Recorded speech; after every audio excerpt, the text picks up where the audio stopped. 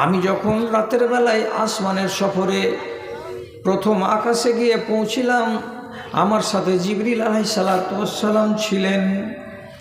আসমানের উপরে গিয়ে শুনতে পাচ্ছি মচমচ মচমচ করে আওয়াজ করছে, যেমন কোনো গাড়িতে বোঝ বেশি দেওয়া হতে গেলে গাড়িগুলোর চাক্কা থেকে কচকচ করে মচমচ করে আওয়াজ বেরোয়, ঠিক সেই রকমই আসমানের এদিক সেদিক থেকে কচকচ করে মচমচ করে আওয়াজ বেরিয়ে আসছে। নবীজি বলছেন আওয়াজ তো বের হবেই হবে, কেন আওয়াজ বের হবে না? কেন আওয়াজ বের হবে এটা তো বুঝেন আপনারা। যদি গাড়িতে বোঝ বেশি চাপিয়ে দেওয়া যায় তো চাকা থেকে আওয়াজ করে না? লোড বেশি হয়ে গেলে চাকা আওয়াজ করবে। তো চাকাটা আওয়াজ করছে লোডের কারণে, বোঝা বেশি হওয়ার কারণে। আসমানের কি হলো যে ওখান থেকে এরকম মচর মচর করে আওয়াজ আসছে, এখানে লোড কি বেড়েছে? রাসূলুল্লাহ বলছেন মা ফিহা মাউজাউ কাদামিন ইল্লা বিহা জাবাহাতুন সাজিদাতুন লিল্লাহি। আমি আসমানের সফরে গিয়ে প্রথম আকাশে যখন দেখলাম, চোখ দিয়ে তাকালাম, তো ডান দিকে যত দূর নজর যাচ্ছে, বাম দিকে যত দূর নজর যাচ্ছে, পিছন দিকে যত দূর চোখ যাচ্ছে, সামনের দিকে যত দূর চোখ যাচ্ছে, শুধু চারিদিকে সাদা কাপড় যেন পরে আছে, আর কে যেন অগণিত অসংখ্য মাত্রায় সাজদায় পড়ে আছে, জমিনে মাথাটাকে টেকে দিয়ে আছে। পা রাখার জন্য 4 ইঞ্চি জায়গা পাওয়া যায় না, 6 ইঞ্চি জায়গা ফাঁকা পাওয়া যায় না। যেই জায়গাটাতে গিয়ে নিজের পাখানাকে রাখবো, এতটুকু জায়গা সারাটা আসমানের কোনো জায়গায় ফাঁকা পাওয়া যায় না। সব ময়দান মাঠ সেজদায় ভরে রেখেছে। সাদা পোশাকধারী দেখে লাগছে কে মানুষের মতো সাজদাতে পড়ে পড়ে আল্লাহ তাআলাকে ডাকছে। এরা কারা? এক কথায় উত্তর হলো এরা আল্লাহর ফেরেশতারা। সব সিজদাতে পড়ে আছে। তো সিজদায় এরা পড়ে আছে, তো এতে এতটি ভাবনার কথা কি আছে বাবা?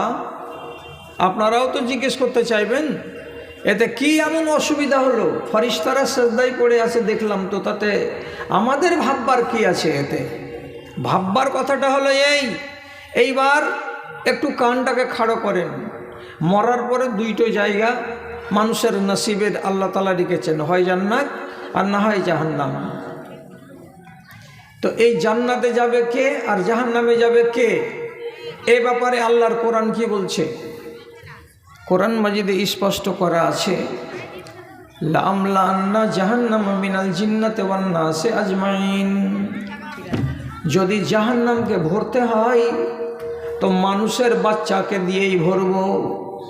যদি জাহান্নামের আগুনে কাউকে ফেলে জাহান্নামের পেটটাকে পূর্ণ করতে হয় তো জিনের বেটা বেটিকে দিয়েই জাহান্নামটাকে ভরব। তাহলে এছাড়া অন্য কেউ জাহান্নামে যাবে না। কারা কারা যাবে? তো জিনের ছেলে মেয়েরা যাবে এবং ইনসানের ছেলে মেয়েরাই যাবে। এরা 2 ছাড়া তৃতীয় কেউ আল্লাহর জাহান্নামে যাবে না। আর কেউ যাবে? আল্লাহ তাআলা বলছেন আর কেউ যাবে না। আবার অন্য জায়গাতে আল্লাহ রাব্বুল আলামিন বলছেন জান্নাত যে তোমরা পাবে, তো কারা কারা পাবে এটাও তো বলে দেওয়া দরকার। তো আল্লাহ তাআলা বলছেন জান্নাতে যদি যাই তো কে কে যাবে, কারা কারা যাবে? তো কি বলছেন? লাম ইয়াতমিসুহুন্না ইনসুন ক্বাবলাহুম ওয়ালা জান। জান্নাতের ভেতরে যে সমস্ত রমণীগুলোকে আল্লাহ রাব্বুল আলামিন সাজিয়ে গুজিয়ে তৈরি করে রেখেছেন, তাদের সম্বন্ধে আল্লাহ তাআলা বলছেন কি, এরা এমনই নারীর নারী, জীবনে এদের গায়ে কোনো জিনের বাচ্চা হাত লাগায়নি, কোনো ইনসানের বাচ্চা হাত লাগায়নি। এমনই এরা নারীর নারী যে এদেরকে জীবনে কোনো দিন এক নজরে কোনো ইনসানের বাচ্চাও দেখেনি, কোনো জিনের বাচ্চারাও দেখেনি। যেদিন পাবে সেদিন তারা তাদেরকে ভোগ করবে। তো পাবে কারা? তো জিনের বাচ্চারা এবং ইনসানের বাচ্চারা। কি বোঝা গেল? জান্নাত কার জন্য? জিন এবং ইনসানের জন্য। জাহান্নাম কার জন্য? জিন এবং ইনসানের জন্য।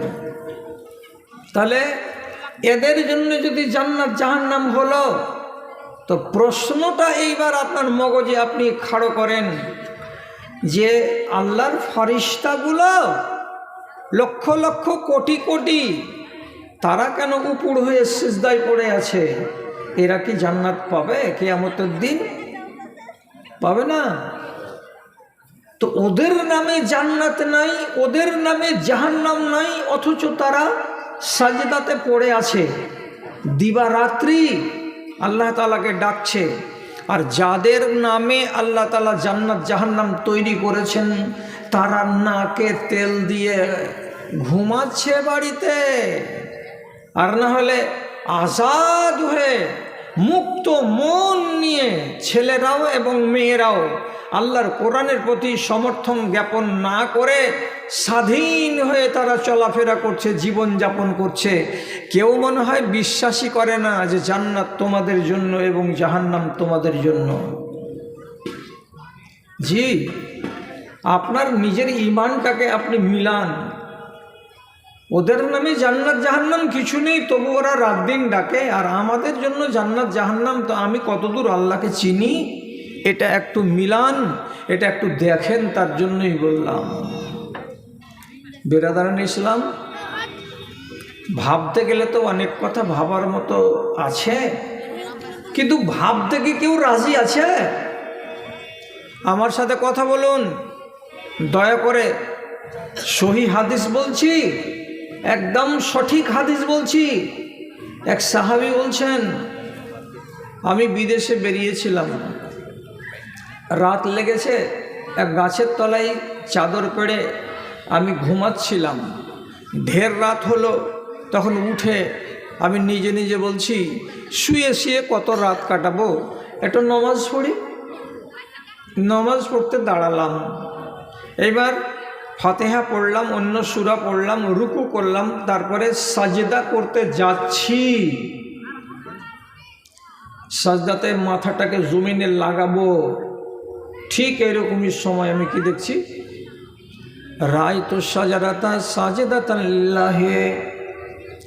আমি যে গাছের তলায় নমাজ শুরু করেছিলাম, সেই গাছটাই আমার জমিনে কপালখানা যাওয়ার আগেই সম্পূর্ণ গাছটা কাত হয়ে জমিনে পড়ে গেছে সাজদায়। এবং ওই গাছের পাতা থেকে, ডাল থেকে ভিন ভিন ভিন ভিন ভিন ভিন করে আওয়াজ বেরিয়ে আসছে। আর সেই আওয়াজগুলোকে কান লাগিয়ে যখন শুনছি, তখন আমি পরিষ্কার বুঝতে পারছি কি আওয়াজগুলো আসছে।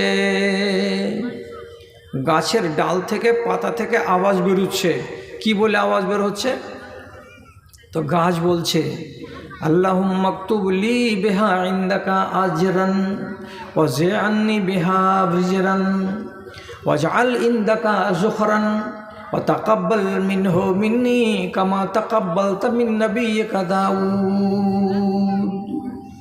গাছটা জমিনে পড়ে গিয়ে বলছে কি, আয় আল্লাহ, আমি যে সিজদা দিচ্ছি জমিনে মাথা রেখে দিয়ে, আল্লাহ এর বদলে তুমি কিছু নেকি আমার জন্য লিখে দিও। এই আল্লাহ, এই নেকিটাকে তোমার কাছে জমা করে রাখিও। এই আল্লাহ, আমার দ্বারাই যদি কোনো ভুল হয়ে যেয়ে থাকে, তাহলে আমার ভুলগুলোকে তুমি মার্জনা করে দিয়ে থাকো, এবং আমার সেজদাটাকে এমনি করে কবুল করো যেমন করে তোমার নবী দাউদ সেজদায় পড়ে দোয়া করেছিলেন এবং আপনি কবুল করেছিলেন, ওই রকম করে আমার এই সেজদাটাকে কবুল করে না। দোয়াটা কে করছে? মানুষে না গাছে? মানুষে না গাছে? গাছে। এত সুন্দর গাছে যদি দোয়া করে, আর সে যদি সাজদাতে পড়ে পড়ে আল্লাহ তাআলার কাছে দোয়া করে, তাহলে আপনার মুখ থেকে একটু আওয়াজ বাহির হবে কি? আওয়াজ বের করেন। জিজ্ঞাসা করছি, যে গাছ সাজদা দিয়েছে, দোয়া পড়েছে, আবার এই দোয়াটাকে রসুলুল্লাহ যখন শুনতে পেলেন ওই সাহাবীর মুখ থেকে,